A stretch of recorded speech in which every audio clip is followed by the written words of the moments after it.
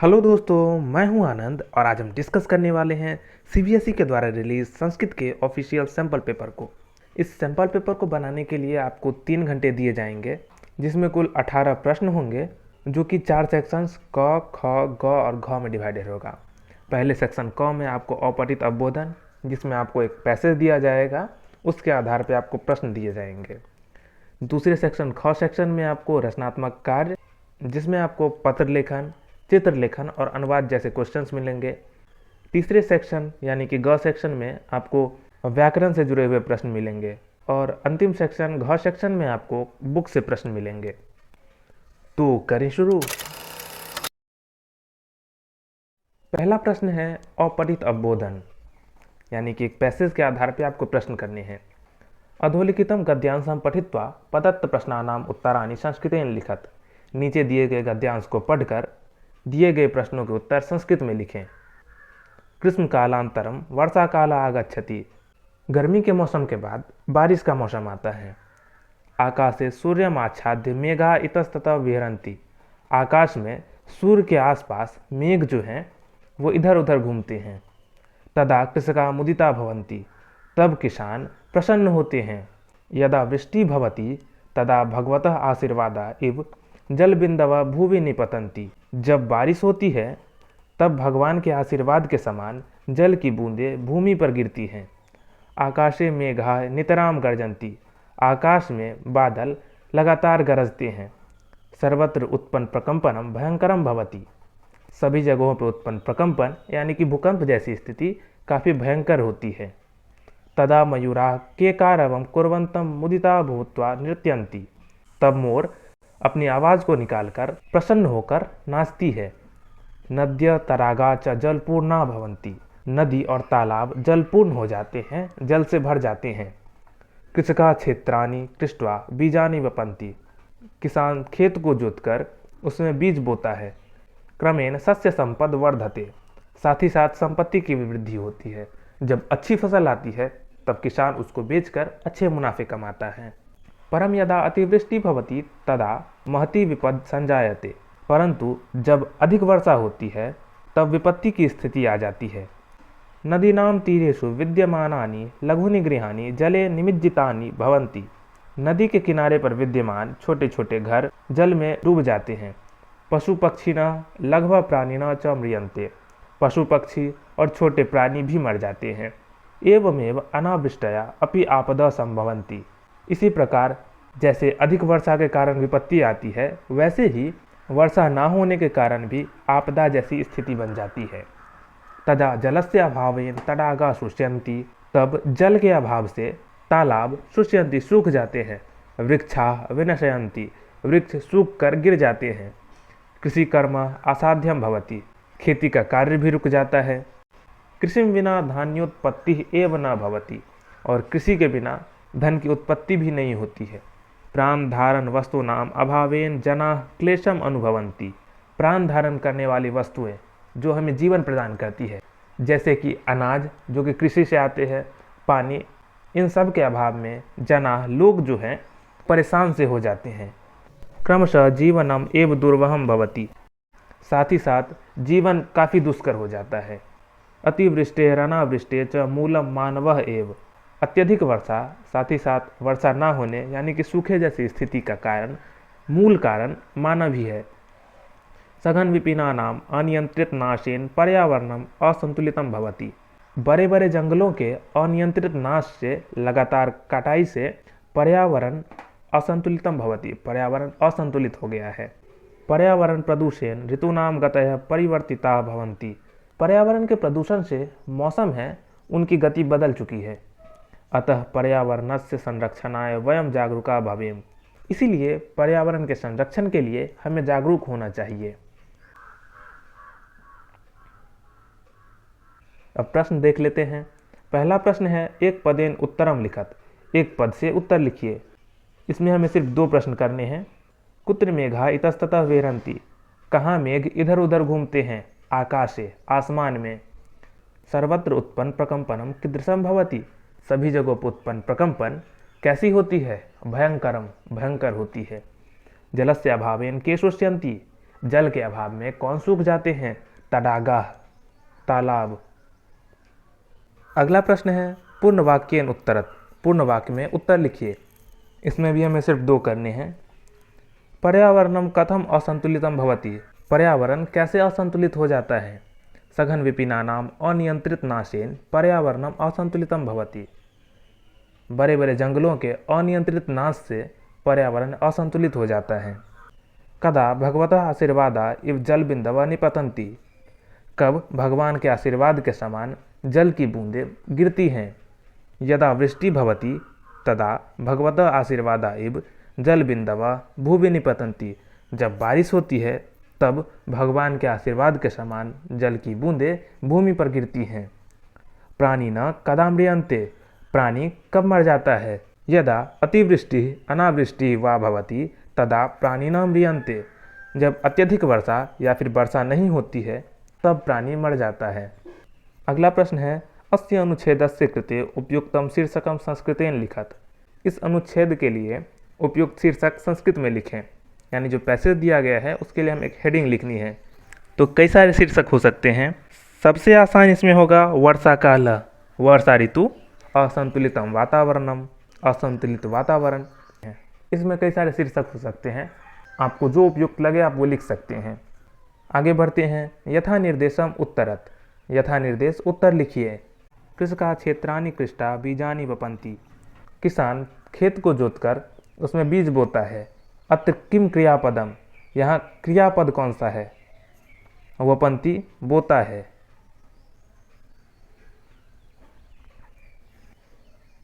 दूसरा है असंतुलितम, असंतुलित।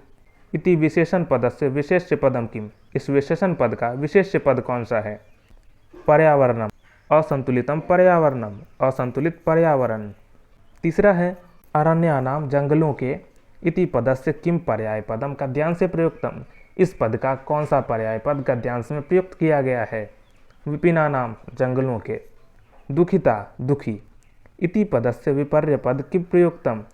इस पद का कौन सा विपरीतार्थक पद इस गद्यांश में प्रयुक्त किया गया है? दुखिता यानी कि दुखी, मुदिता, प्रसन्न। अगला है रचनात्मक कार्य, जिसमें पहले हमें पत्र लेखन दिया गया है। भवान दिवाकर, आप दिवाकर हैं। स्वमातुलम निमंत्रयितुम लिखितम पत्र मंजूषाया पदे पूरयित्वा पुनः लिखत। अपने मामा को निमंत्रण के लिए लिखे गए पत्र को मंजूषा के सहायता से पूरा करके पुनः लिखें। पूरा करके पुनः लिखा गया पत्र ये है।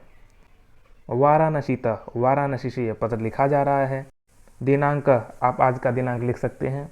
आदरणीय मातुला, आदरणीय मामा। सस्नेहम नमः, सस्नेह नमस्कार। अत्र कुशलम तत्रास्तु, मैं यहाँ कुशल हूँ, आशा है आप भी वहाँ कुशल होंगे। भवान इदम ज्ञात्वा अत्यधिक प्रसन्न भविष्यति यत् मम वार्षिक परीक्षाया परिणाम आगतः। आप यह जानकर अत्यधिक प्रसन्न होंगे कि मेरा वार्षिक परीक्षा का परिणाम आ गया है। अहम परीक्षायाम सर्वाधिक अंकान प्राप्तवान अस्मि। मैंने परीक्षा में सबसे अधिक अंक प्राप्त किए हैं। सर्वाधिकानाम अंकानाम कारणात् सर्वोत्कृष्ट छात्र सम्माननाय राज्य सर्वकारेण अहम चित्ता अस्मि। सबसे अधिक अंक के कारण सबसे उत्कृष्ट छात्र के सम्मान के लिए राज्य सरकार के द्वारा मैं चुना गया हूँ। तत्र सम्मान स्थले सर्वेपि अभिभावकाः आमंत्रिता सन्ति। वहाँ सम्मान स्थल पे सभी अभिभावक आमंत्रित हैं। मम सम्मान कार्यक्रमे भवान अपि उपस्थितः भवतु इति मम महती इच्छा वर्तते। मेरे सम्मान कार्यक्रम में आप भी उपस्थित हों, यह मेरी बड़ी इच्छा है। यतो हि अभिभावकेषु भवान अन्यतमः वर्तते, क्योंकि अभिभावकों में आप मेरे सबसे करीब हैं। मातामहयो चरणयो मम साष्टांग प्रणमांजलि। नाना जी के चरणों में मेरा साष्टांग प्रणाम। भवदीय भागिनेय, आपका भगिना दिवाकर।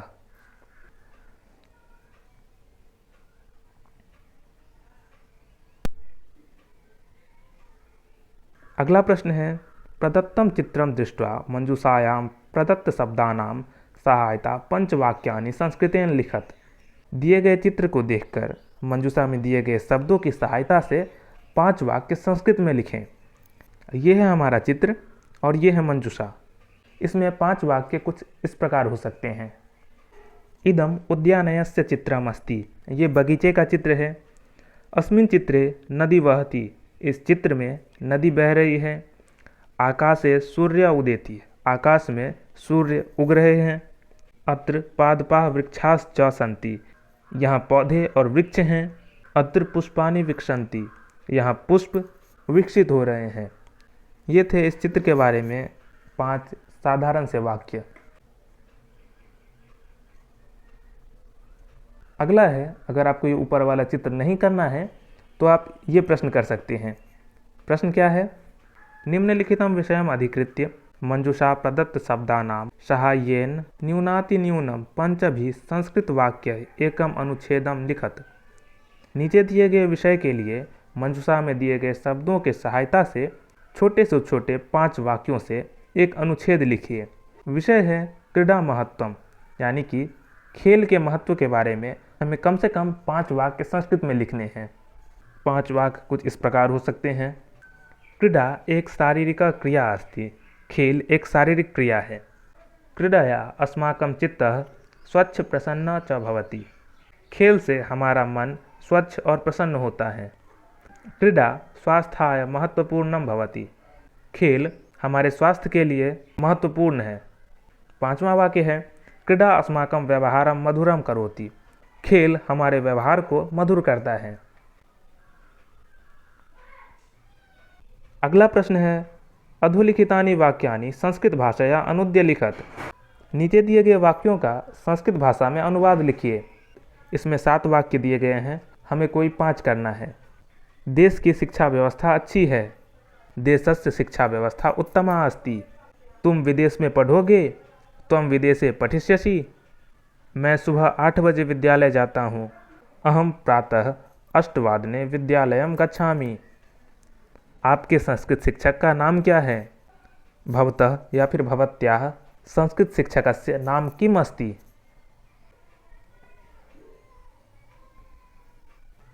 संसार में सभी सुखी रहें, संसारे सर्वे सुखिनः भवन्तु। छात्र अध्ययन करें, छात्राः अध्ययनं कुर्वन्तु। तुम सब श्लोक लिखो, यूयं सर्वे श्लोकम लिखत।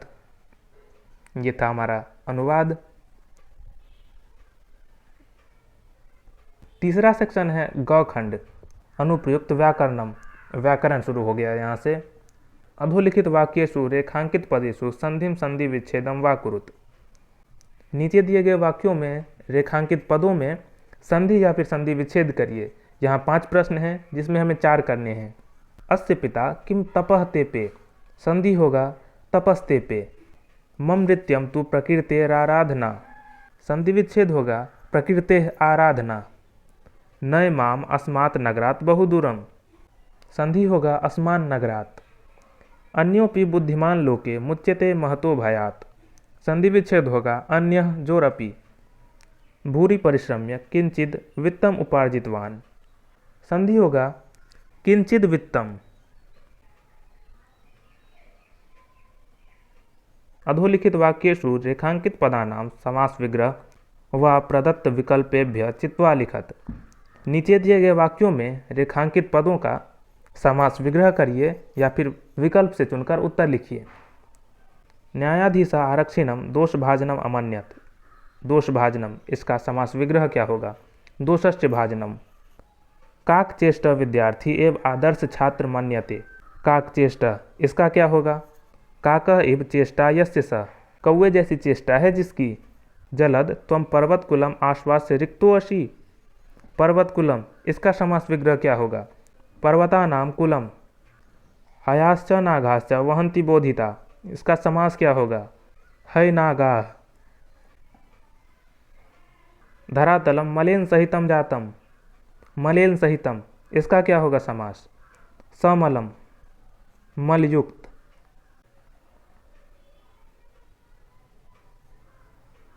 अधोलिखित वाक्येषु रेखांकित पदानां प्रकृति प्रत्ययौ संयोज्य विभज्य वा उचितम उत्तरम विकल्पेभ्य चित्वा लिखत।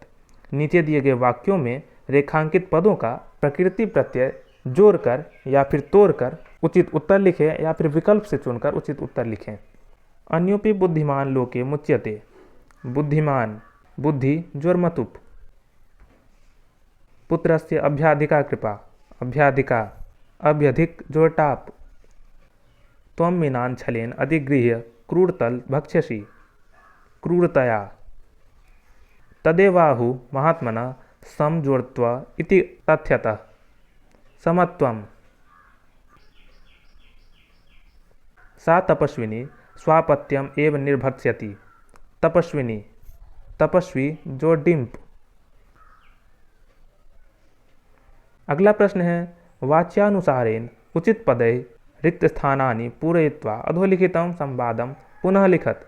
वाक्य के अनुसार उचित पद से रिक्त स्थान को पूरा करके नीचे दिए गए संवाद को फिर से लिखें। इसमें 4 प्रश्न हैं जिसमें हमें 3 करने हैं। भोवाशव पुत्रस्य दैन्यम दृष्ट्वा मया। मया है तृतीया विभक्ति यानी कि आत्मनेपदी धातु। रुद्यते। सह दीन इति जानन्नपि सह कृषकः डैश पीडयति। वह दीन है यह जानते हुए भी वह कृषक वह किसान डैश पीडयति। सह कृषकः कर्ता में प्रथमा विभक्ति है तो कर्म में द्वितीया विभक्ति लगेगी तम। किम एतत् भवता न डैश। क्या ये आपके द्वारा न डैश भवता कर्ता में तृतीया विभक्ति लगी हुई है तो क्रिया आत्मनेपदी धातु के हिसाब से चलेगी। दृश्यते डैश पुत्राय बालय महत विद्याधनम यच्छति। डैश पुत्र के लिए बालपन में बचपन में महत महान विद्याधनम यच्छति विद्याधन को मांगता है। कौन मांगता है? पिता।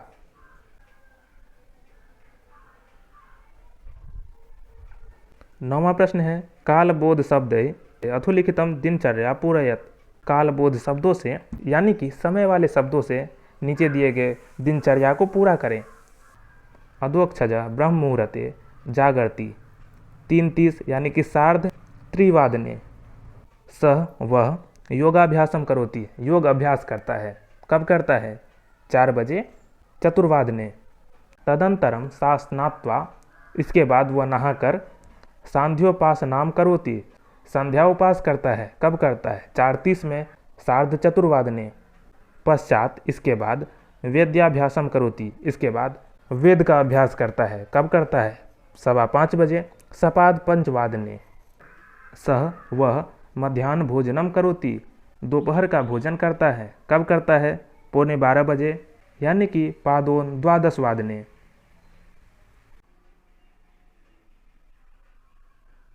मंजूषायां प्रदत्तैः उचितैः अव्ययपदैः अधोलिखित वाक्येषु रिक्त स्थानानि पूरयत। इस मंजूषा में दिए गए उचित अव्यय पदों के सहायता से नीचे दिए गए वाक्यों के रिक्त स्थान को पूरा करें।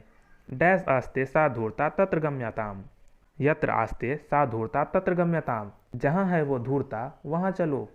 अरे परभृत अहम तब संततिम न पालयामि तर्हि कुत्र स्युपिकाः। यदि अरे दूसरों पर निर्भर रहने वाले प्राणी यदि मैं तुम्हारे संतान को ना पालूं तो कोयल कहाँ से हो?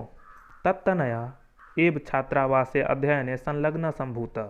तत्तनया उसका पुत्र तत्रैव वहीं छात्रावास में अध्ययने संलग्न संभूत अध्ययन में संलग्न हो गया। त्वं कारादंडम लप्स्यसे इति प्रोच्य अहसत आरक्षी उच्च तुम्हें जेल का दंड होगा। यह कहकर आरक्षी वो जो पुलिस वाला था वह जोर से हंसने लगा। अधोलिखित वाक्येषु रेखांकित अशुद्ध पदाय उचित पदम चित्वा वाक्यानि पुनः लिखत। नीचे दिए गए वाक्यों में रेखांकित अशुद्ध पद को चुनकर वाक्य को दोबारा लिखें। मार्गम गहन कान्ये सा एकम व्याघ्रम ददर्श। मार्गम के जगह पे मार्गे होगा।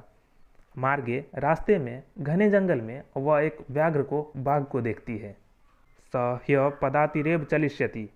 चलिष्यति नहीं होगा अचलत होगा। यहाँ यह बीते हुए कल की बात हो रही है तो भविष्यत काल की क्रिया न लगकर भूतकाल की क्रिया लगेगी। किम सा कुपितः एव भनति। क्योंकि सा स्त्रीलिंग है तो कुपितः ना होकर कुपिता होगा। क्या वह कुपित होकर ऐसा कहती है? सर्वे प्रकृति मात्रम प्रणमति। यहाँ प्रणमति ना होकर प्रणमंती होगा क्योंकि कर्ता यहाँ सर्वे बहुवचन है तो क्रिया भी बहुवचन की होगी। सभी प्रकृति माता को प्रणाम करते हैं।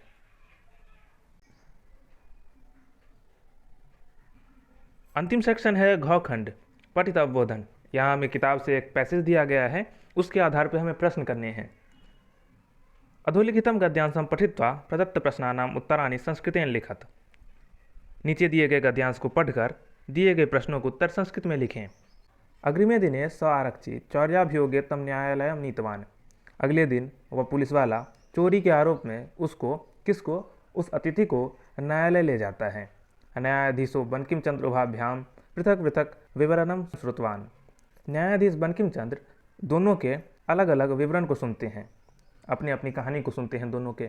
सर्वम वृत्तम अवगत्य स तम निर्दोषम अमन्यत आरक्षिणम च दोषभाजनम। सभी बातों को जानकर न्यायाधीश बंकिम चंद्र उस अतिथि को निर्दोष मान लेते हैं और आरक्षी को दोषी मान लेते हैं। किंतु प्रमाण अभावात स निर्णेतुम न शक्नोत। लेकिन प्रमाण के अभाव में वह निर्णय नहीं कर सकते थे। ततो असौ तौ अग्रिमे दिने उपस्थातुम आदिष्टवान। इसलिए उन्होंने दोनों को अगले दिन उपस्थित होने का आदेश दिया। अन्यद्यु तो न्यायालय स्व पक्षम पुनः स्थापितवन्तौ। अगले दिन दोनों ने न्यायालय में अपना अपना पक्ष पुनः स्थापित किया, अपनी अपनी कहानी पुनः बताई। तदैव कश्चित् तत्रत्य कर्मचारी समागत्य न्यवेदत यत् इतः क्रोशद्वयान्तराले कश्चिन् जनः केनापि हतः। तदैव तभी कोई वहीं का कर्मचारी उनके पास आकर निवेदन करता है कि क्या निवेदन करता है कि यहाँ से 2 कोस के अंतराल पे 2 कोस दूरी पे कोई व्यक्ति किसी के द्वारा मार दिया गया है। तस्य मृत शरीरम राजमार्गम निक्सा वर्तते। उसका मृत शरीर राजमार्ग के पास है। आदिश्यताम किम करणीयमिति। आदेश करिए क्या किया जाए। न्यायाधीश आरक्षिणम अभियुक्तम च तम शवम न्यायालय आनेतुम आदिष्टवान। न्यायाधीश आरक्षी को और उस अभियुक्त उस अतिथि को उस शव को न्यायालय में लाने का आदेश देते हैं। आदेशम प्राप्य उभो प्राचलताम। आदेश पाकर दोनों चल पड़ते हैं। तत्रोपेत्य काष्ठपतले निहितम पटाच्छादितम देहम स्कंदेन वहंतो न्यायाधिकरणम प्रतिप्रस्थितौ। वहाँ पहुंचकर लकड़ी के तख्ते पर रखे हुए कपड़े से ढके हुए शरीर को दोनों अपने कंधों पर लेकर के न्यायालय की ओर चल पड़े। अब प्रश्न देख लेते हैं। पहला प्रश्न है एक पदेन उत्तरत। एक पद में उत्तर दें। इसमें हमें 3 प्रश्न दिए गए हैं जिनमें हमें 2 करने हैं। न्यायाधीश कम दोष भाजनम अमान्यत। न्यायाधीश किसको दोषी मान लेते हैं। आरक्षिणम आरक्षी को पुलिस वाले को। आरक्षी चौर्याभियोगे तम जनम कुत्र नीतवान। आरक्षी चोरी के आरोप में उस अतिथि को कहाँ ले जाता है। न्यायालयम न्यायालय ले जाता है। न्यायाधीश आरक्षिणम अभियुक्तम च किम आनेतुम आदिष्टवान। न्यायाधीश आरक्षी को और उस अभियुक्त उस अतिथि को क्या लाने का आदेश देते हैं। शवम शव को लाने का आदेश देते हैं। दूसरा है पूर्ण वाक्य उत्तरत। पूर्ण वाक्य में उत्तर दें। उभौ कथम न्यायाधिकरणम प्रतिप्रस्थितौ। दोनों कैसे न्यायालय की ओर चल पड़ते हैं। उभौ काष्ठपतले निहितम पटाच्छादितम देहम स्कंधेन वहंतो न्यायाधिकरणम प्रतिप्रस्थितौ। दोनों लकड़ी के तख्ते पर रखे गए कपड़े से ढके हुए देह को अपने कंधों पर लेकर के न्यायालय की ओर चल पड़ते हैं। कर्मचारी समागत्य किम न्यवेदयत। कर्मचारी वहाँ आकर क्या निवेदन करता है। कर्मचारी समागत्य न्यवेदयत यत् इतः क्रोशद्वयान्तराले कश्चिन् जनः केनापि हतः। तस्य मृत शरीरम राजमार्गम निकषा वर्तते आदिश्यताम किम करणीयमिति। कर्मचारी आकर निवेदन करता है कि यहाँ से 2 कोस के अंतराल पे 2 कोस की दूरी पर कोई व्यक्ति किसी के द्वारा मार दिया गया है। उसका मृत शरीर राजमार्ग के पास ही है। आदेश दीजिए क्या किया जाए। न्यायाधीशो बंकिम चंद्र किम श्रुतवान। न्यायाधीश बंकिम चंद्र क्या सुनते हैं। न्यायाधीशो बंकिम चंद्र उभाभ्याम पृथक पृथक विवरण श्रुतवान। न्यायाधीश बंकिम चंद्र दोनों का अलग अलग विवरण सुनते हैं, दोनों की अपनी अपनी कहानी सुनते हैं। अगला है निर्देशानुसारम उत्तरत। निर्देश के अनुसार उत्तर दीजिए। अमन्यत मान लेते हैं। इतस्य क्रियापदस्य कर्तृपदम किम। इस क्रियापद का कर्तापद कौन सा है। न्यायाधीश बंकिम चंद्र न्यायाधीश बंकिम चंद्र। पटाच्छादितम कपड़े से ढके हुए। इति विशेषण पदस्य किम विशेष्य पदम प्रयुक्तम। इस विशेषण पद का कौन सा विशेष्य पद प्रयुक्त किया गया है। देहम पटाच्छादितम देहम कपड़े से ढके हुए देह को। द्वौ दोनों। इत्यस्य किम पर्याय पदम प्रयुक्तम। इस पद का कौन सा पर्याय पद यहाँ प्रयुक्त किया गया है? उभौ, दोनों। अगला है इसमें अधोलिखितम पद्यांशम पठित्वा प्रदत्त प्रश्नानाम उत्तराणि संस्कृतेन लिखत। नीचे दिए गए पद्यांश को पढ़कर यानी कि श्लोक को पढ़कर दिए गए प्रश्नों के उत्तर संस्कृत में लिखें। श्लोक है दुर्वहम अत्र जीवितम जातम प्रकृतिरेव शरणम शुचि पर्यावरणम महानगर मध्ये चलदनिशम कालाय सचक्रम मनः शोषयत् तनुपेशयत् भ्रमति सदा वक्रम दुर्दान्तः दशनैरमुना स्यान्नैव जनग्रसनम शुचि पर्यावरणम। अत्र जीवितम, यहाँ जीवम, दुर्वहम जातम, दुष्कर हो गया है, कठिन हो गया है, प्रकृतिरेव शरणम, प्रकृति ही शरण है, शुचि पर्यावरणम स्यात्, पर्यावरण शुद्ध हो, महानगर मध्य, महानगरों के बीच में, चलदनिशम, रात दिन चलता है, कालाय चक्रम, लोहे का चक्र रात दिन चलता रहता है, मनः शोषयत् तनुपेशयत्, मन को सुखाते हुए, तन को पीसते हुए, सदा वक्रम भ्रमति, सदा टेढ़ा होकर, कुटिल होकर चलता रहता है, दुर्दांतैर दशनैरमुना, इन भयंकर दांत वालों से, जनग्रसनम न एव स्यात्, जन का ग्रसन, जन का विनाश न हो, शुचि पर्यावरणम स्यात्, पर्यावरण शुद्ध हो। इस श्लोक साथ ही साथ इस चैप्टर के बचे हुए और भी श्लोक के अन्वय, detail explanation, word to word explanation आप क्रिस्टल क्लियर के यूट्यूब चैनल पर जाकर देख सकते हैं। तो प्रश्न देख लेते हैं। पहला प्रश्न है एक पदेन उत्तरत, एक पद से उत्तर करें। अत्र किम दुर्वहम जातम, यहाँ क्या दुभर हो गया है? जीवितम, जीवन। महानगर मध्य कालाय सचक्रम कदा चलति, महानगरों में लोहे का चक्र कब चलता है? अनिशम, दिन रात। पर्यावरणम कीदृशम भवितव्यम, पर्यावरण कैसा होना चाहिए? शुचि, शुद्ध होना चाहिए, स्वच्छ होना चाहिए। दूसरा है पूर्ण वाक्येन उत्तरत, पूर्ण वाक्य में उत्तर करें। कालाय सचक्रम किम कुर्वत वक्रम भ्रमति, लोहे का चक्र क्या कर कर टेढ़ा चलता रहता है? कालाय सचक्रम मनः शोषयद तनुपेशयद सदा वक्रम भ्रमति, कालाय सचक्रम लोहे का चक्र मनः शोषयद, मन को सुखाते हुए, तनुपेशयद, तन को पीसते हुए, सदा वक्रम भ्रमति, सदा टेढ़ा होकर, कुटिल होकर चलता रहता है। केन जनग्रसनम न स्यात्, किसके द्वारा जन का विनाश न हो? दुर्दांतः दशनैरमुना जनग्रसनम न स्यात्, इस भयंकर दांत वालों से मानव का विनाश ना हो, लोगों का विनाश ना हो। का अस्माकम शरणम अस्ति, हमारा शरण कौन है? प्रकृतिरेव अस्माकम शरणम अस्ति, प्रकृति ही हमारा शरण है। निर्देशानुसारेण उत्तरत, निर्देश के अनुसार उत्तर करें। सर्वदा, हमेशा, इति पदस्य पर्याय पदम श्लोकात् चित्वा लिखत, इस पद का पर्याय पद श्लोक से चुनकर लिखिए। सदा, हमेशा। सुकरम, आसान, सरल, इस पद का विलोम पद श्लोक से चुनकर लिखिए। दुर्वहम, दुष्कर, कठिन। दुर्दांतः दशनय, भयंकर दांतों से। इति अनयोः पदयोः किम विशेषण पदम, इस पद में कौन सा विशेषण पद है? दुर्दांतः, भयंकर।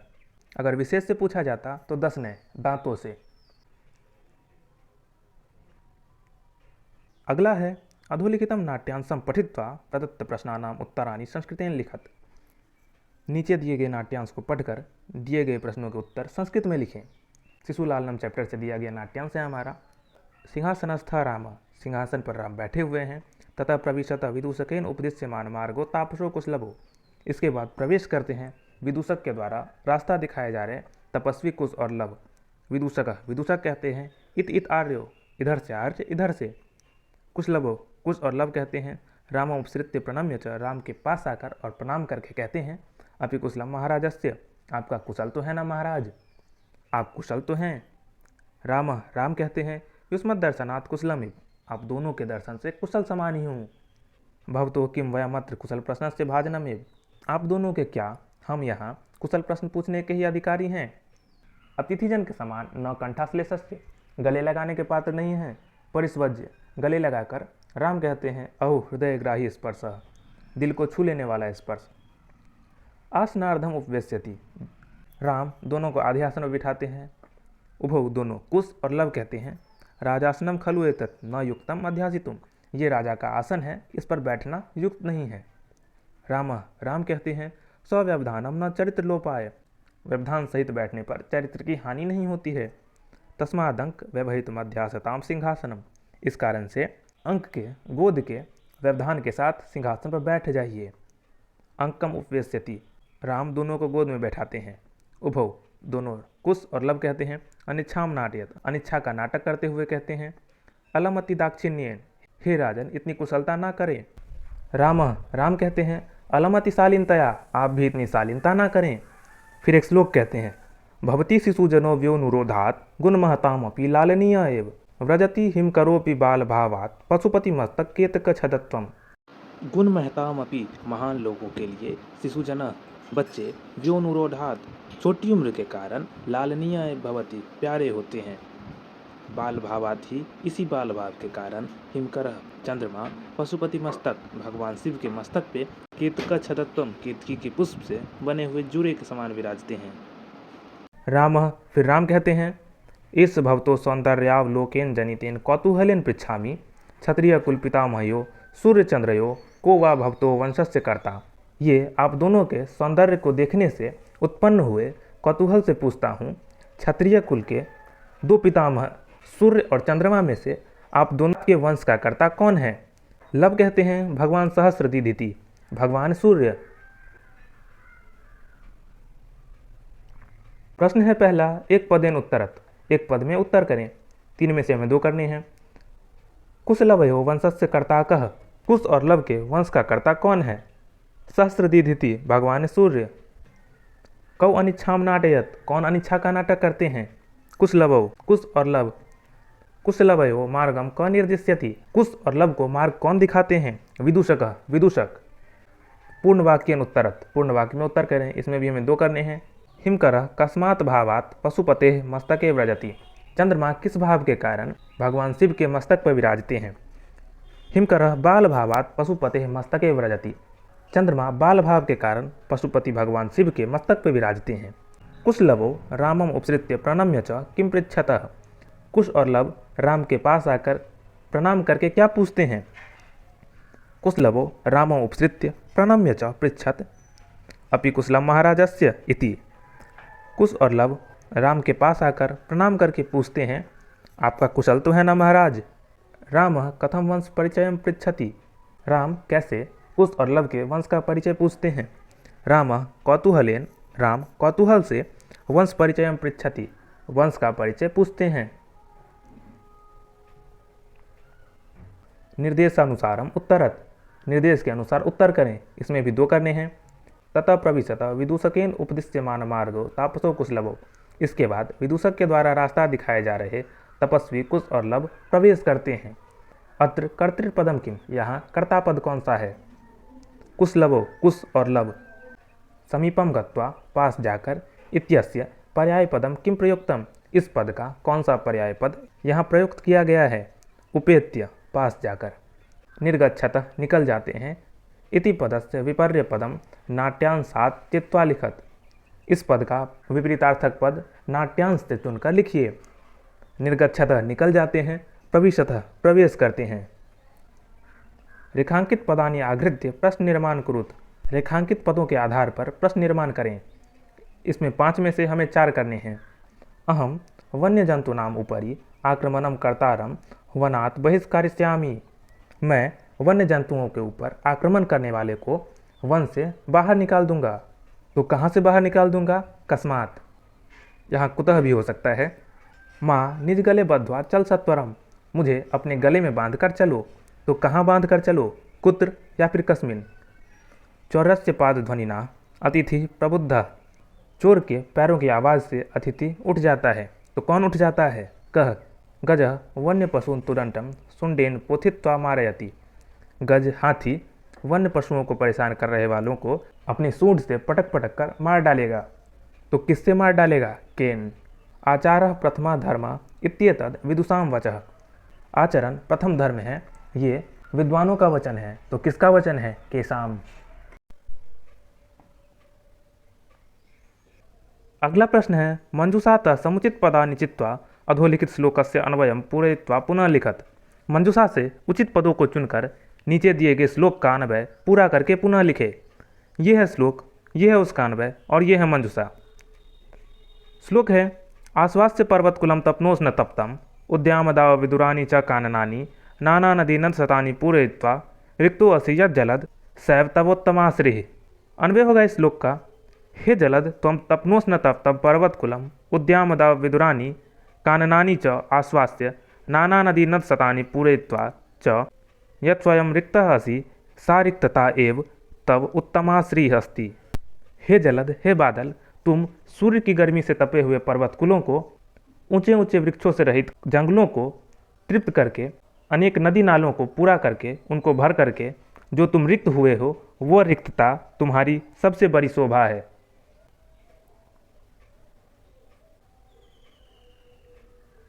अगर आपको ये ऊपर वाला श्लोक नहीं करना है तो आप ये अथवा का प्रश्न कर सकते हैं।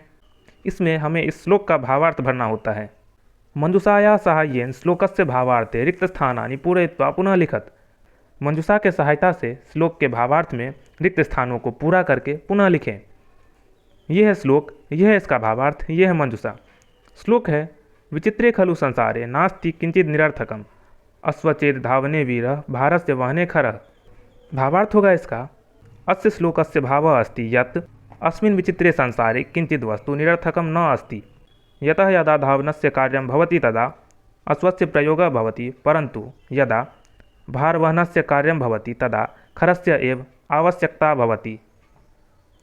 इस श्लोक का भाव ये है कि इस विचित्र से संसार में कोई भी वस्तु निरर्थक नहीं है, क्योंकि जब दौड़ने का कार्य होता है तब अश्व प्रयोग में लाया जाता है, परंतु जब भार वहन का, भार ढोने का कार्य होता है तब गधे की ही आवश्यकता होती है।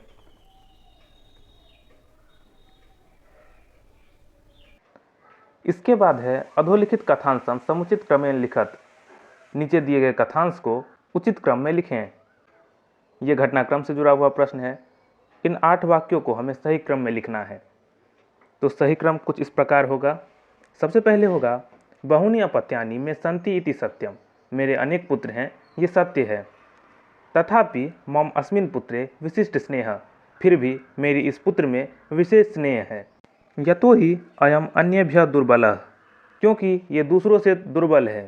सर्वेषु संतानेषु जननी तुल्य वत्सला एव, सभी संतानों में जननी की, माता की एक समान वत्सला होती है। माता सभी से एक समान प्रेम करती है। तथापि दुर्बले सुते मातुः अधिका कृपा भवति, फिर भी दुर्बल पुत्र पे माता की अधिक कृपा होती है। सुरभि वचनम श्रुत्वा इंद्रस्य हृदय अद्रवत, सुरभि वचन को सुनकर इंद्र का हृदय पिघल जाता है। स तामेव अशांतवत गच्छवत से सर्वम भद्रम जायेत। इंद्र सुरभि को यह कहकर शांत कराते हैं। क्या कहकर? गच्छवत से सर्वम भद्रम जायेत, जाओ पुत्री, सब अच्छा होगा। अंतिम वाक्य होगा, अचिरादेव चंडवातेन मेघरवहि च स प्रवर्तः समझायत। शीघ्र ही प्रचंड हवा से और बादलों के गर्जन से वर्षा होने लगती है। इसके बाद अंतिम प्रश्न है, अधोलिखित वाक्येषु रेखांकित पदानाम प्रसंगानुकूलम उचितार्थम चित्वा लिखत। नीचे दिए गए वाक्यों में रेखांकित पदों के प्रसंग के अनुकूल उचित अर्थ चुनकर लिखिए। सीधे शब्दों में कहें तो उनके पर्यायवाची हमें चुन के लिखने हैं। पाषाणी सभ्यता निसर्गे न स्यात्, पाषाणी सभ्यता का प्रकृति में समावेश ना हो। निसर्गे प्रकृति में, प्रकृतौ। सा पुत्रो चपेटया प्रहृत्य जगात, वह पुत्रों को थप्पड़ से प्रहार करके कहती है। प्रहृत्य प्रहार करके, ताड़यित्वा मार करके। दुर्बले सुते मातु कृपा भवति, दुर्बल सुत पर माता की कृपा होती है। दुर्बले सुते दुर्बल पुत्र पे, निर्बले पुत्रे निर्बल पुत्र पे। अर्थकार्षीयन पीड़िता पदातिरे प्रचलत, धन के अभाव के कारण वो पीड़ित व्यक्ति पैदल ही चल पड़ा। अर्थकार्षीयन धन के अभाव में, धनाभावेन धन के अभाव में। तो ये था संस्कृत क्लास 10 सेशन 23-24 के संस्कृत सैंपल पेपर का फुल सॉल्यूशन। क्योंकि सीबीएसई ने इस बार सैंपल पेपर काफ़ी जल्दी रिलीज़ कर दिया है, तो आपको कई सारी परेशानियां आई होंगी इन सैंपल पेपर के सॉल्यूशन में, क्योंकि आपकी प्रिपरेशन भी अभी तक पूरी नहीं हुई होगी। तो आप अपने संस्कृत के प्रिपरेशन को एक बेहतरीन ढंग से पूरा कर सकते हैं क्रिस्टल क्लियर के साथ जुड़ के। यहाँ आपको क्लास 10 संस्कृत के सेमुसी बुक के सारे चैप्टर्स के वर्ड टू वर्ड एक्सप्लेनेशन, साथ ही साथ उनके एनसीईआरटी सॉल्यूशंस के भी वीडियोस मिल जाएंगे। तो मिलते हैं अगले वीडियोस में। आप जुड़े रहें क्रिस्टल क्लियर के साथ। धन्यवाद।